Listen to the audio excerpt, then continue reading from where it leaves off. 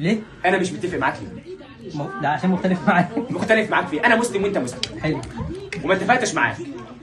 ايه اللي يخليني مش متفق معاك؟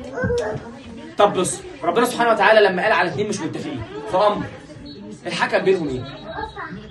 اتنين مسلمين، مش اي اتنين، لا اتنين مسلمين، وبالذات الاتنين المسلمين، اتنين مسلمين بالاخص مختلفين، زوج وزوجه، اتنين رجاله او اتنين حريم. الم تر الى الذين يدعون الى كتاب الله ليحكم بينهم ثم يتولى فريق منهم وهم معرضون.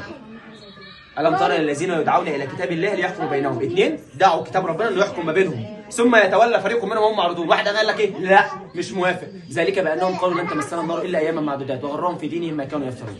ده معنى ايه؟ ان مفيش اي امر اختلاف بيني وبينك كمسلم، سواء انا ست او انت ست، او انا راجل وانت راجل، او انا راجل وانت ست، او انت راجل وانا ست، مفيش اي امر ما بين اي اتنين مسلمين ربنا سبحانه وتعالى ما امرش بيه. طب ربنا امر بيه وانا وانت اختلفنا.